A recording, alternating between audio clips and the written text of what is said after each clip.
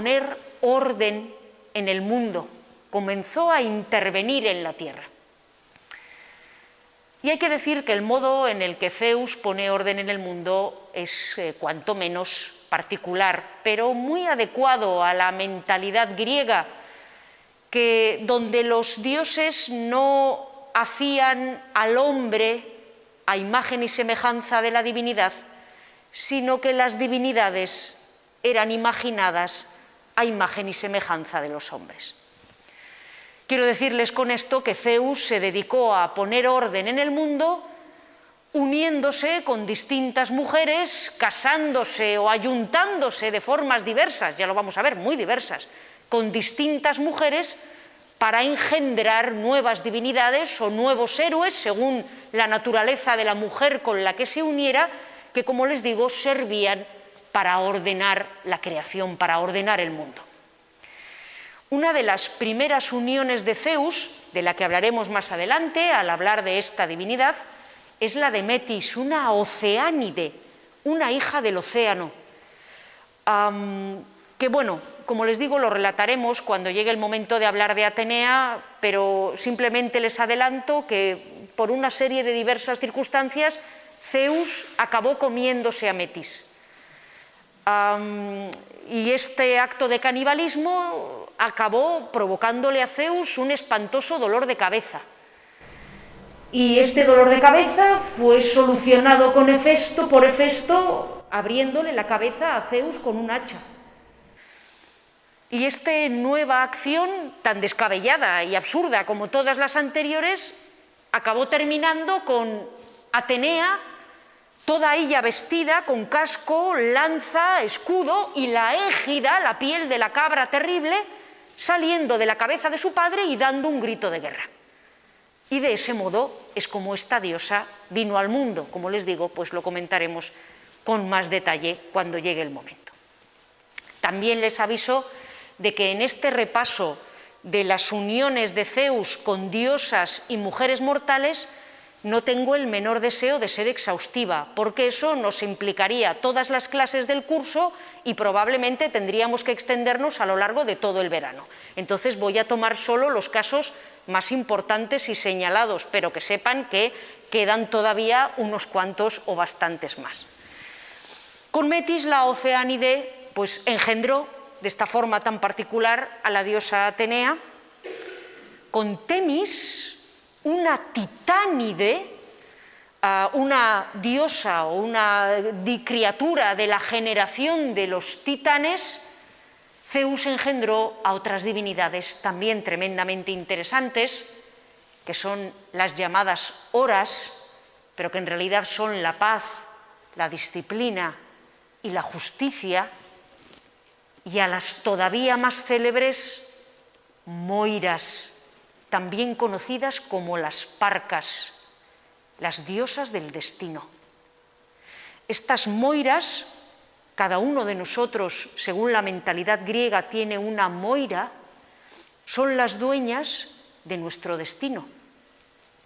El destino que nos ha sido asignado al nacer. Y a todos se nos ha concedido una determinada cantidad de alegrías, una determinada cantidad de dolores y una duración para nuestros días sobre la tierra. Las Moiras, que son 3, una de ellas teje el hilo, la otra lo enrolla y cuando se han cumplido nuestros días, la tercera lo corta poniendo fin a nuestra vida. Zeus, que como les he dicho es el garante del orden en el mundo, y estas divinidades que él engendra y que no son sino emanaciones de su propia persona, son las que van ordenando el universo y la vida de los hombres según los designios del propio Zeus, son la herramienta que él emplea, como les digo, para ordenar sobre el mundo. Ya el propio Zeus, nos dice Homero, que tenía 2 jarras a la puerta de su palacio en el Olimpo y que de una jarra sacaba los bienes y que de otra jarra sacaba los males y que él era siempre justo y sacaba siempre de una y luego sacaba de otra, y que solo excepcionalmente sacaba demasiado de los bienes o demasiado de los males, pero que al final siempre acababa compensando. Pues bien, en esta faceta de Zeus como Dios ordenador, como Dios que, como les digo, imparte justicia y él mismo es también justo, las moiras, las parcas, tejen el hilo de nuestra vida y son absolutamente inflexibles con él. Son frecuentes las ocasiones en las leyendas griegas en las que un dios le pide a Zeus que cambie la vida de un hombre, que la acorte o que la alargue. Y Zeus le dice, no, no puedo hacer nada porque eso está fijado por las moiras y el destino yo no lo puedo cambiar. A veces incluso es el propio Zeus el que desearía que las moiras tejieran su hilo de otra manera, pero en tanto que emanaciones de la propia justicia universal que el Dios olímpico encarna, siempre termina por abstenerse de intervenir y deja que las moiras hagan su función. Con otra Oceánide, con otra hija del océano, pues Zeus tuvo ni más ni menos que a las tres gracias. Aquí las ven en el celebérrimo cuadro de Rubens. Las tres gracias eran tres divinidades de la naturaleza que se dedicaban a danzar, como ven, siempre las tres danzaban juntas, siempre se presentaban juntas, abrazadas y bailando, llenaban el mundo de luz, de alegría, de frutos, contribuían a que la naturaleza fructificase y eran unas de las encargadas de llevar la alegría tanto a los dioses como a los hombres. Zeus no solo es el dios de la justicia y el orden, sino que también reparte sus dones a través de las gracias sobre el mundo. Y no son estos los únicos dones que tiene Zeus para darnos. Los regalos que nos da no son solo de carácter alegre o festivo o la naturaleza que fructifica, sino que sus dones también tienen un componente intelectual. Además de ser el padre de Atenea, la diosa de la inteligencia, de la razón, de la manipulación inteligente del mundo, Zeus, con otra Titánide, con otra figura de la era de los titanes, Mnemósine, fue el padre de las 9 musas. Algunas otras variantes de la leyenda, lo comentaremos al hablar de Apolo, hacían a las musas hijas de Apolo. Pero como les digo, en general, se considera que las 9 musas, las patronas de la astronomía, de las matemáticas, de la música, eran hijas de Zeus y que a través de ellas Zeus inspiraba a los artistas y a los artesanos para hacer del mundo un lugar mejor. Por último, una de las últimas creaciones de Zeus, una de las últimas emanaciones de este dios ordenador, nació de la unión de Zeus con su propia hermana, Deméter. Y esta criatura, nacida de la unión de Zeus con la diosa de la naturaleza, es Proserpina, la Perséfone romana. Como probablemente sepan, aquí he traído la celebérrima representación que realizó Bernini del rapto de Proserpina, del rapto de Perséfone, y que se encuentra hoy en la Galería Borghese, en Roma, y que es una de las estatuas más hermosas del barroco. Pero a mí me resulta mucho más conmovedora, mucho más impactante la representación del rapto de Proserpina por su tío Hades, que aparece en una de las tumbas de la necrópolis real de Bérgina, de la necrópolis real donde está enterrado Filipo II y la familia de los Argéadas, de los reyes de Macedonia. Como probablemente sepan, Proserpina, la hija de Zeus y Deméter, acabó siendo secuestrada por su tío Hades, el dios de los infiernos, y esta Proserpina, esta hija de Zeus, acabó convertida junto a su tío en la diosa de los infiernos. Pero por concesión a Deméter, por concesión a su madre, a la hermana de Zeus, a otra olímpica, Zeus permitía que Proserpina pasara 6 meses en el infierno y 6 meses sobre la faz de la tierra, acompañando a su madre. De tal modo que durante 6 meses, los 6 meses que Proserpina estaba en el infierno, su madre Deméter se negaba a permitir que nada creciera sobre la tierra. Deméter era la diosa de la agricultura, que se encargaba de que fructificaran los campos y de que los árboles se cubrieran de hojas y los campos de hierba. Pues bien, todo el tiempo que Proserpina estaba en el infierno, Deméter se negaba a permitir que nada creciera sobre la tierra. Y los 6 meses que Proserpina pasaba con su madre, en esos 6 meses Deméter mostraba su alegría haciendo que todo se llenara de flores, que los árboles se cubrieran de hojas y que el campo diera mies. Y de esa manera explicaban los griegos la existencia de las estaciones. El otoño y el invierno es cuando Proserpina está en el infierno y la primavera y el verano es cuando Proserpina está con su madre Deméter. Así que incluso el transcurrir de las estaciones a lo largo del año es fruto de esta universal ordenación que realizó Zeus sobre el mundo a través de su prole. Si Zeus, como ven, tuvo un montón de hijas con distintas diosas, también realizó numerosas uniones carnales con infinidad de mujeres. Ya les he dicho que no voy a ser exhaustiva, que solo voy a recoger las principales.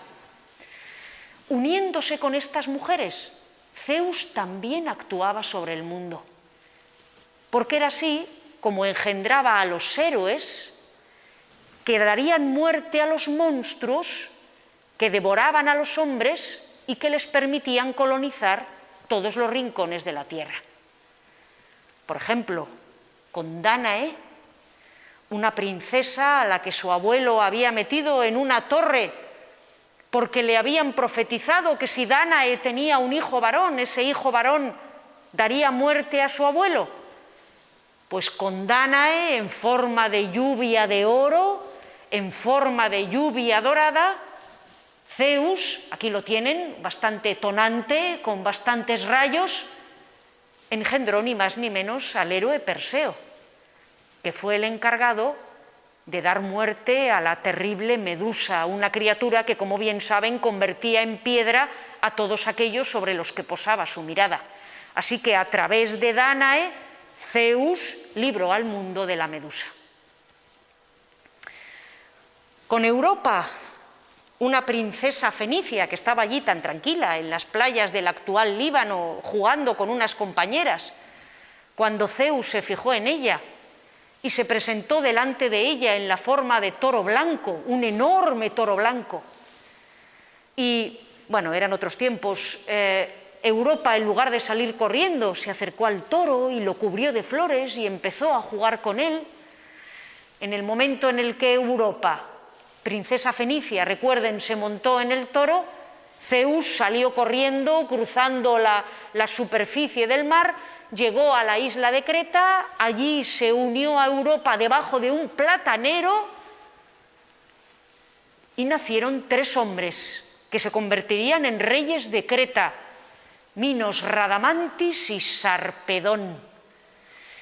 Estos 3 protagonizarían una serie de anécdotas en la isla de Creta. Minos se convertiría en el causante de la aparición del Minotauro, en el constructor del laberinto, en fin, en una serie de sucesos extraordinarios que tuvieron lugar en la isla, pero lo que a mí me interesa es que estos 3 personajes, recuerden que siempre son actuaciones de Zeus sobre el mundo, una vez muertos, acabaron convertidos en los jueces de los muertos, en los que recibían a aquellos que iban al más allá y en los que juzgaban quiénes eran dignos de llevar una existencia dichosa, una vez en el Hades, una vez en el inframundo, o quienes, por el contrario, debían afrontar terribles castigos por el pésimo comportamiento que habían tenido en vida.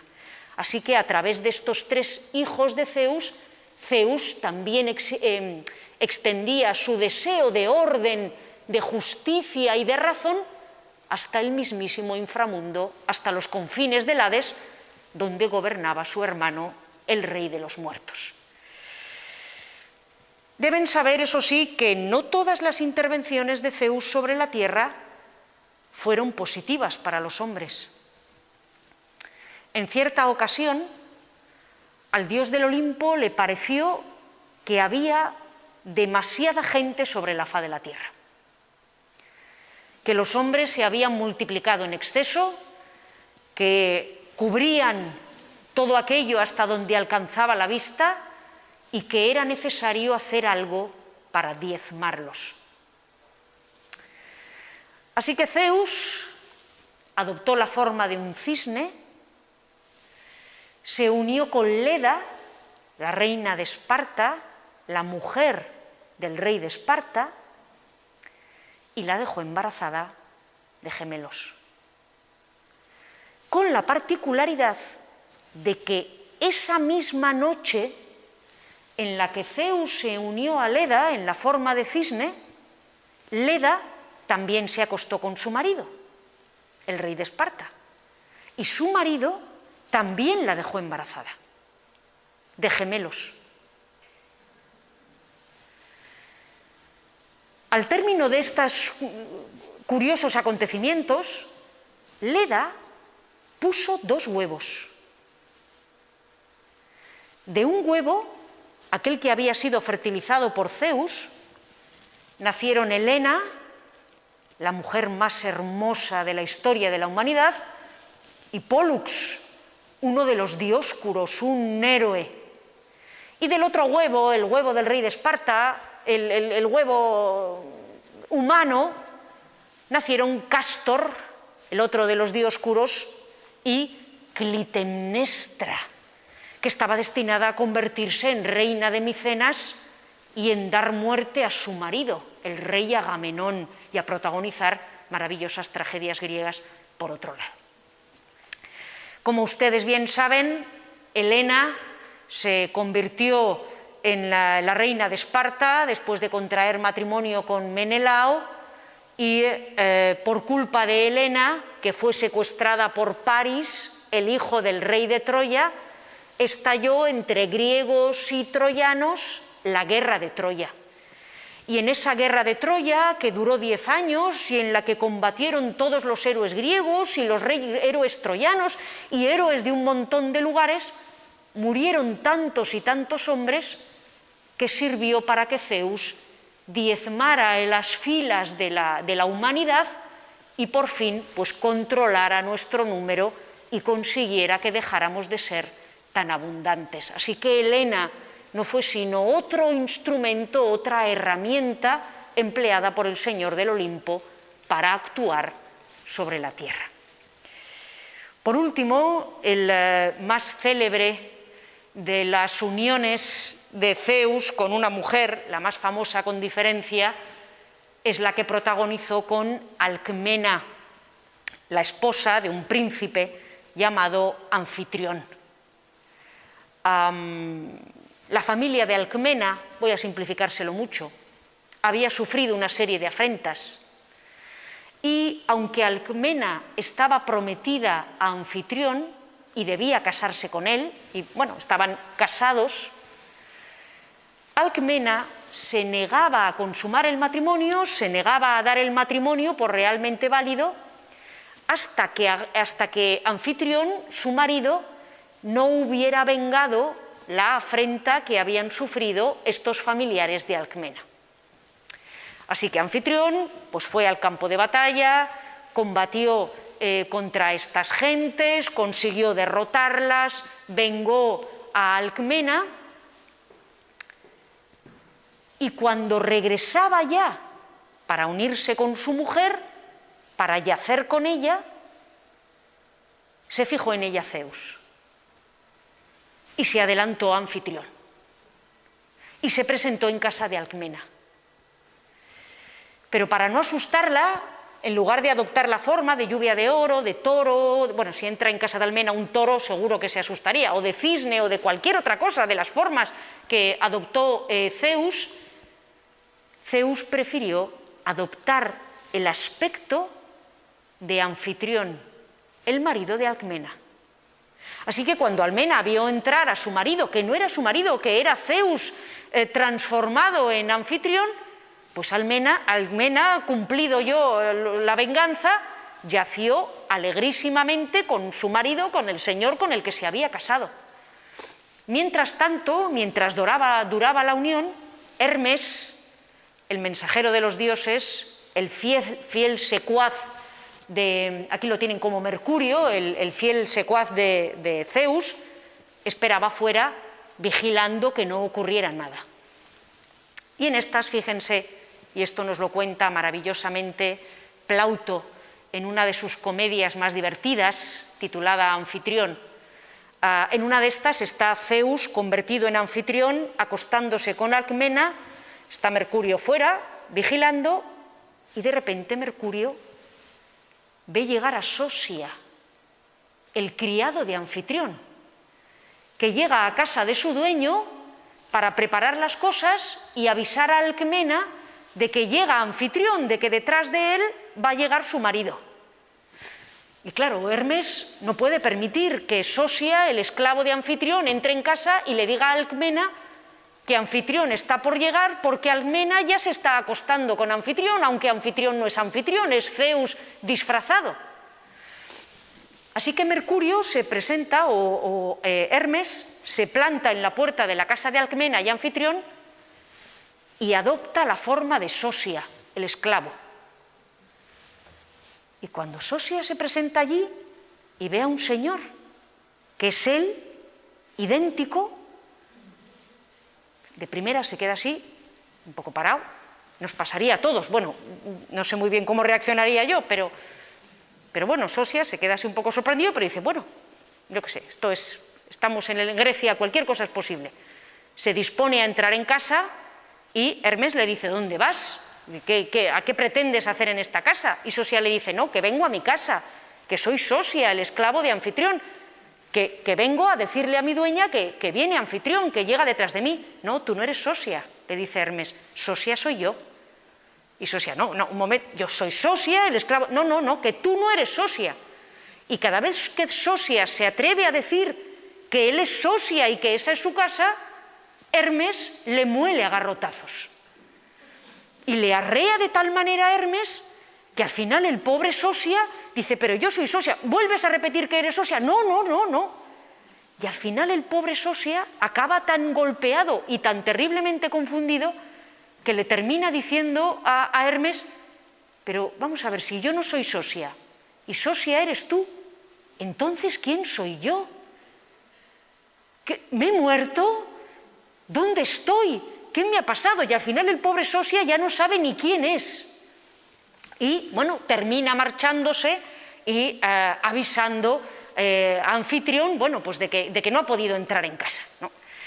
Al final de esta unión tan peculiar, pues Alcmena, como les comentaba, queda embarazada y acaba naciendo el más grande, con mucha diferencia, de todos los héroes griegos, del que hablaremos en su día, y el principal encargado de librar al mundo de los dioses, de los monstruos que impedían que los hombres pudieran expandirse por él.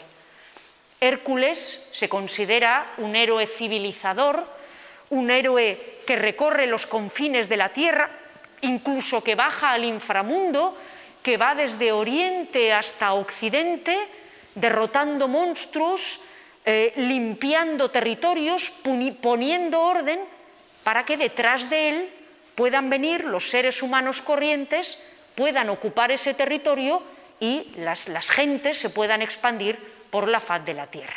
¿De acuerdo? Así que, como les digo, Heracles sería la mejor de estas manifestaciones ordenadoras, liberadoras de monstruos, que fueron la descendencia, la progenie de Zeus. Por último, ya para ir terminando la clase, Zeus recibía culto en muchos lugares. Era el dios más importante de Grecia, era el señor del Olimpo, ejercía su patronato sobre cuestiones tan importantes como el orden, la justicia, los juramentos, la hospitalidad, protegía, como les decía, a los gobernantes justos. Sin embargo, es muy curioso porque algunos de los santuarios más importantes de Zeus se encontraban en los confines de la Hélade, en las fronteras del mundo griego, a veces incluso más allá. Por ejemplo, en las laderas del Monte Olimpo, pero al norte, en la región de Macedonia, en los dominios del reino de Macedonia, este reino que era medio griego, medio bárbaro, se encontraba uno de los santuarios más grandes en honor de Zeus, una ubicación muy lógica, porque ya les digo que estaba en las faldas del Monte Olimpo y desde el santuario se contempla perfectamente la mole de la montaña y el propio santuario está, aquí lo van a ver en este mapa un poquito más cerca, aquí tienen el Monte Olimpo, aquí tienen el santuario de Dion, justo donde acaba la montaña y comienza la llanura de Pieria, una de las llanuras de Macedonia. Como les digo, desde el santuario de Dion se ve la mole, los 3.000 metros del Olimpo perfectamente, ¿no? Aquí existió ya desde el segundo milenio antes de Cristo un santuario enorme en honor de Zeus y de otras divinidades. Fue un santuario además muy favorecido por los reyes de Macedonia, pues era el gran santuario que quedaba dentro de este reino mestizo, medio bárbaro, medio griego, que era el reino de Macedonia, y el santuario de Dion se convirtió en una ciudad y continuó siendo un lugar muy visitado, muy frecuentado, muy popular, incluso en época romana, y continuaron levantándose santuarios allí, incluso en época romana. Pocos restos quedan ya del santuario en honor de Zeus en Dion y de otros templos de la época clásica griega en Dion, pero queda aún un templo construido ya en época romana, absolutamente precioso, que es este que tienen ustedes aquí, y que era un templo en honor de Isis, la diosa griega, a la que en época romana le levantaron aquí, en el santuario de Zeus, un templo a ella. Y este templo en honor de Isis era muy especial, porque el centro del templo, lo que sería el patio del mismo, no estaba empedrado, sino que estaba cubierto de agua.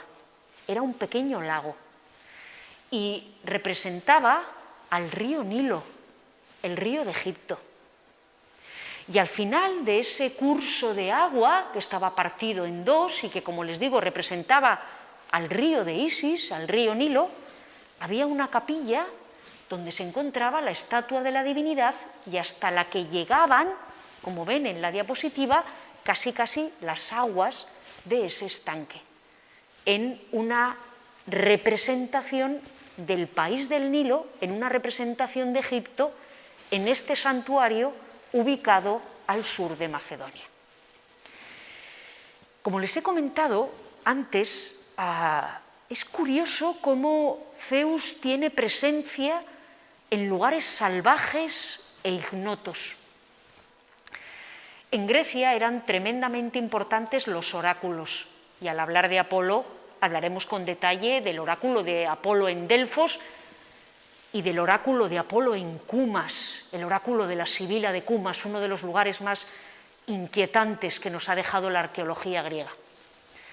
Pero aunque Apolo era el gran dios de la profecía, otros dioses también profetizaban, otros dioses también tenían oráculos. Y Zeus tenía un famosísimo oráculo en un lugar llamado Dodona. Dodona. Lo más curioso es que este lugar estaba al occidente de Tesalia, en el territorio del Epiro, en las tierras salvajes y medio desconocidas del Epiro.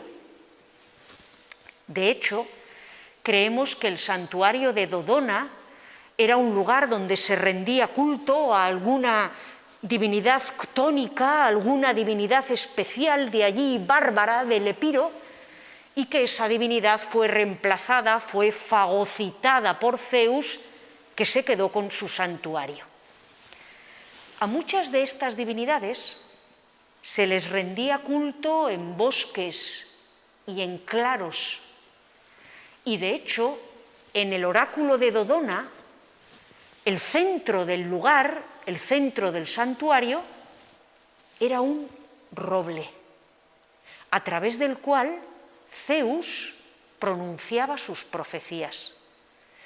Los sacerdotes del oráculo de Dodona, con los pies descalzos, cuando acudía un demandante a pedir una profecía por parte del dios Zeus, los sacerdotes descalzos se colocaban debajo del roble de Dodona y escuchaban el murmullo de las hojas y el crepitar de las ramas, y en esos ruidos interpretaban la voz del dios y la voluntad de Zeus. Con el tiempo, esos sacerdotes descalzos que oían el rumor del viento en las hojas del roble de Dodona fueron reemplazados por unas sacerdotisas a las que daban el nombre de palomas, las palomas de Dodona, y que también escuchaban el rumor de las hojas para llegar a conocer la voluntad del dios. Sin embargo, convendrán ustedes conmigo que junto a estos santuarios ubicados en los confines de la Hélade, más allá de los confines de Grecia, en el Epiro, en el reino de Macedonia, al norte, en la cara septentrional del monte Olimpo, el lugar donde Zeus tenía su santuario principal, el lugar más conocido donde se rendía culto al señor del Olimpo y al líder de todos los dioses, era precisamente el santuario de Olimpia en el Peloponeso. Y aquí tengo que hablar de una persona, bueno, de una divinidad a la que hasta ahora prácticamente no hemos hecho referencia, pero que era una de las grandes damnificadas del comportamiento un poco atrabiliario en lo que se refiere a sus relaciones con féminas de Zeus, que era su mujer, era la reina de los dioses, que siempre pues se cogía unos enfados tremendos cada vez que su marido la engañaba con otra, y bueno, como su marido la engañó con otra, en fin, en innumerables ocasiones, pues se pasaba la vida o aparece constantemente en las leyendas griegas enfadada con su marido, y tenemos a la mitad de los héroes de la mitología griega tratando de huir, lo veremos en el caso de Apolo, de la ira de Hera, que está enfadadísima con Zeus.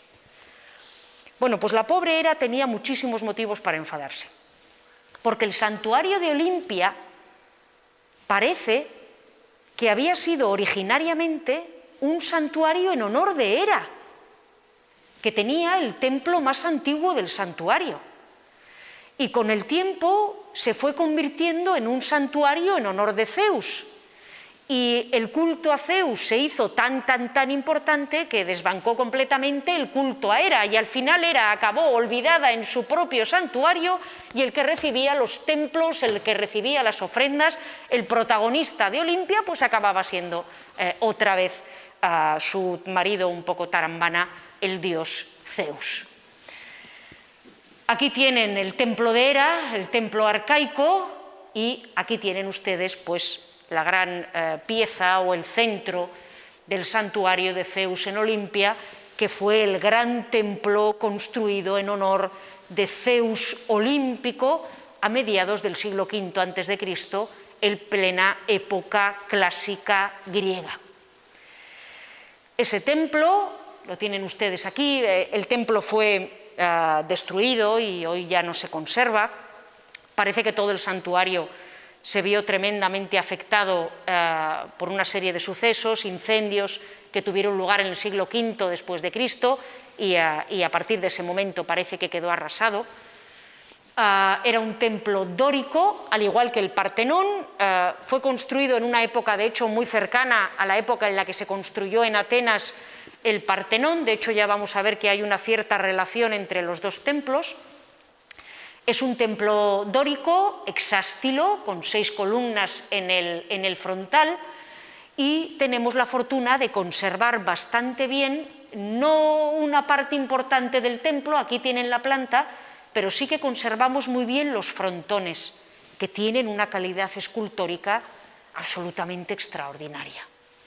Aquí tienen uno de los frontones, que está dedicado a una divinidad de la que no voy a hablar, que se llamaba Peleo, una divinidad importante para la Élide, para la zona donde estaba el templo de Zeus olímpico, el santuario de Olimpia, pero el otro frontón estaba dedicado a un episodio muy célebre de la mitología griega, que es la lucha de los centauros con los lapitas.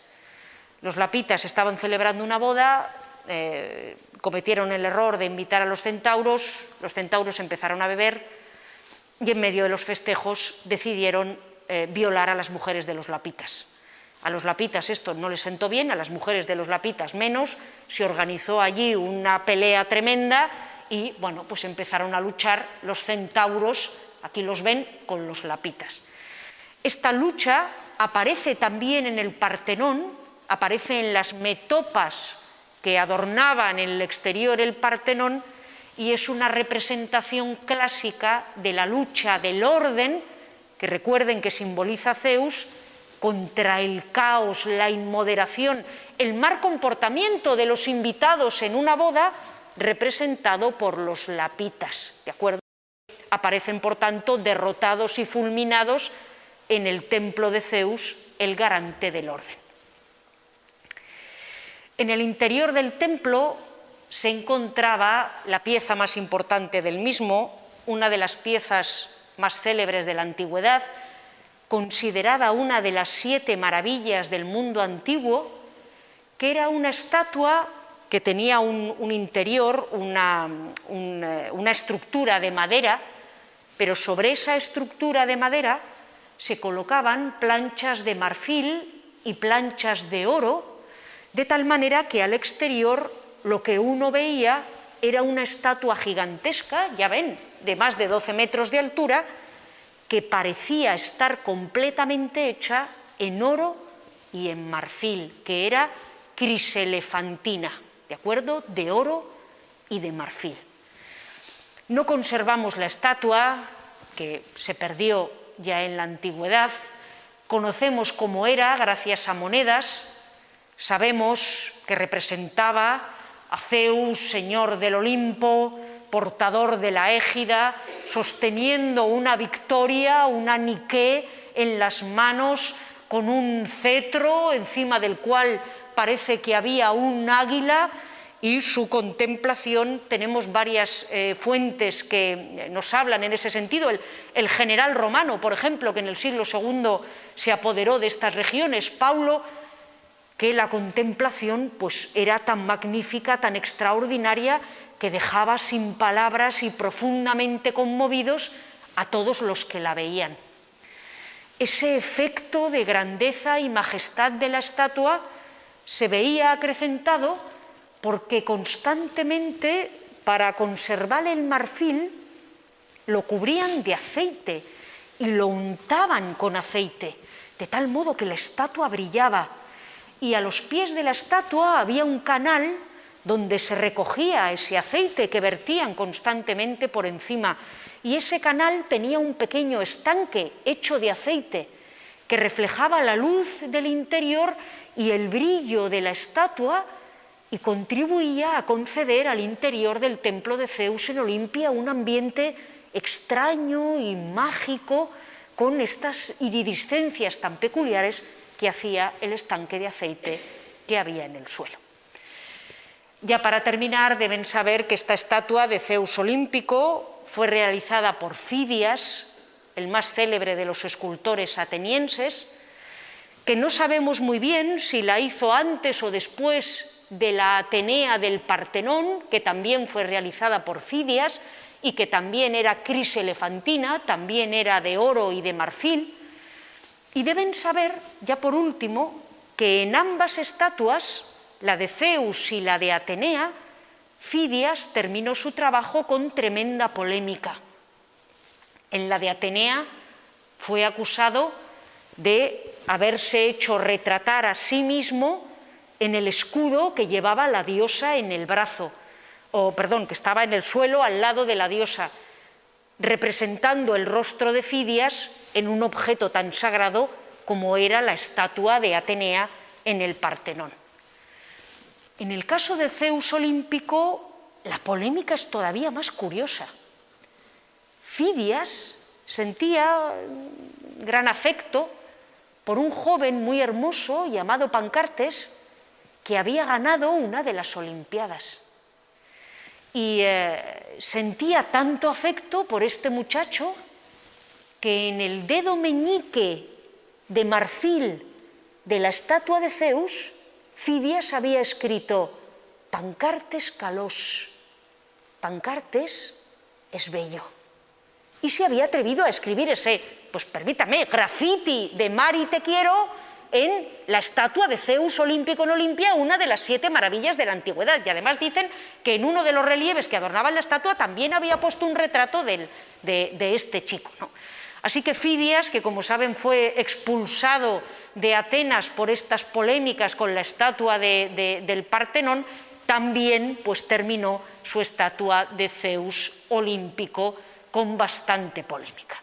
Sin embargo, pues sabiendo que Zeus no solo fue aficionado a las mujeres, sino que también secuestró a un pobre chico, Ganímedes, y se lo llevó al Olimpo para que le sirviera de copero, a mí me parece que terminar de hablar del Señor de los dioses con este Fidias, con su Pancartes y con su Kalos, puede ser un broche bastante adecuado para el tenor, para el tono del resto de la conferencia. Así que terminamos aquí. Muchas gracias a todos. Continuamos la semana que viene.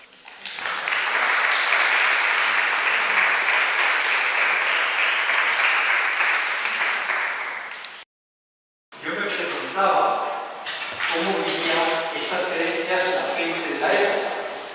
¿Lo consideraban una religión o solo lo veneraban? Una cosa que nos sucede muchas veces cuando hablamos de mitología griega es que nos centramos solo en la leyenda y no solemos prestar atención al rito, a los rezos, los sacrificios, los rituales cargados de sacralidad y de misterio con los que se celebraba la adoración hacia estas figuras. Por eso, a veces se han llegado a plantear preguntas como: ¿pero creían los griegos en sus propios dioses? Que es el título de una obra bastante conocida de mitología. ¿Creían los griegos en sus propios dioses? ¿Podían creer en personajes que realizaban estas acciones? Bueno, pues tienen que tener en cuenta que las leyendas son una cosa y son locales y muchas veces tienen solo una presencia en un determinado territorio, pero todo lo que acompañaba a las leyendas y sobre lo que nosotros pasamos de puntillas, los sacrificios, las ceremonias, las celas llenas de humo, de velas y de incienso, los rezos, los rituales, el invocar a Zeus cuando se realizaba un juramento, todo eso era lo que mantenía y lo que realmente convertía estas creencias en una religión. Entonces, sí, los griegos creían en sus dioses y para ellos eran manifestaciones del mundo y actuaban sobre la faz de la tierra. Y centrarnos en las leyendas, pues a veces nos hace simplificar un poquito lo que era la experiencia real religiosa que tenían los helenos. Eva, estas leyendas, como tú dices, se fueron creando, me imagino, que a través de generaciones, no todo el mundo creía todo a la vez, ¿no? Eso es, sí. Yo aquí les he resumido las leyendas más populares relacionadas con Zeus, pero efectivamente algunas de estas leyendas estaban presentes en algunos lugares, en alguna época, porque también tenemos que tener en cuenta que el mundo griego era un mundo muy fragmentado y que a Zeus se le adoraba de una manera en Creta, por ejemplo, donde se creía que se había criado. Los cretenses enseñaban una tumba de Zeus y decían que Zeus había muerto y que lo habían enterrado en Creta, y el resto de los griegos veían ese mito como algo horrible, porque decían, Zeus, ¿cómo va a morir si es un dios olímpico? Zeus también tenía otras manifestaciones locales en otros territorios, donde había unas creencias muy particulares acerca del dios y se desechaban otras. Nosotros aquí hemos presentado, pues intentando hacer una visión general, pues leyendas e historias que se fueron acumulando acerca del dios desde los primeros testimonios escritos que tenemos, desde Homero y la Ilíada hasta Ovidio y las Metamorfosis y escritos ya de época romana. Entonces, claro, nosotros nos quedamos, como he comentado, con la narración, pero otra cosa es el mito, el rito y la aplicación particular que tenía cada una de estas leyendas en un momento determinado. La pregunta es, ¿de qué es diosa Rea? Rea no tiene un ámbito concreto de actuación como otras titánides y otros titánides. Es la esposa de Cronos, es una diosa, una divinidad, pero eso no ejerce un patronato concreto e importante en la mitología griega sobre una actividad o un lugar. ¿Aproximadamente cuánto tiempo estuvo la estatua de Zeus en Olimpia antes de desaparecer?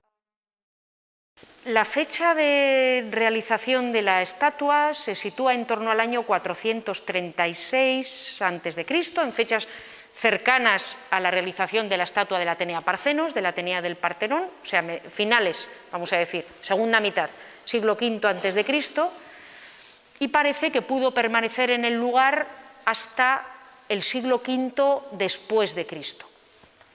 Ya en el siglo IV, con la conversión del cristianismo en la religión oficial del imperio, el santuario de Olimpia había caído definitivamente en desuso y parece que estaba abandonado, pero todo parece indicar que existía, y en el siglo V tenemos noticias de incendios y de desastres en el santuario, y se cree que en ese momento es cuando pudo desaparecer la estatua. Hay también algún testimonio, muchas obras de arte de Grecia fueron llevadas a Constantinopla después de la fundación de la ciudad, a lo largo del siglo IV, V. De hecho, hubo obras de arte griegas que sabemos que estuvieron durante cientos de años en Constantinopla. Hay un testimonio que parece que podría darnos a entender que quizás la estatua fue trasladada a Constantinopla, pero lo cierto es que se le pierde la pista. Y si la estatua de Zeus olímpico hubiera sido colocada en Constantinopla, sin duda tendríamos más noticias acerca de la pieza. ¿Se podría decir que los comportamientos de los dioses serían de ejemplo para sus fieles? Hombre, de ejemplo, ejemplo no lo sé, no me atrevería a decirlo. Tenemos que tener en cuenta también, eso no lo he mencionado, pero que este afán por hacer a los dioses, no solo a Zeus, que el resto también, incluso los héroes, también tienen una vida, iba a decir amorosa, pero no me atrevo a darles adjetivo, una vida carnal pues muy ajetreada. En el mundo griego era tremendamente importante la genealogía, de quién descendía uno, o la estirpe. Y todas las ciudades pretendían haber sido fundadas por un héroe o por un dios o por un hijo de un dios, y todas las dinastías o todas las familias importantes pretendían descender de un dios. Entonces, no era raro que muchas familias forzaran sus genealogías pretendiendo ser descendientes de una unión de algún dios con alguna señora o de algún héroe con alguna señora. Así que muchas de estas leyendas en realidad son una manera de dotar de un pasado prestigioso a una familia importante o a una región o a una ciudad importante de Grecia. Tenían ese propósito instrumental. Así que servir de ejemplo, no. Apuntalar el prestigio de una familia, de una estirpe, de un lugar, pues para eso servía muchas veces, sí. Hasta la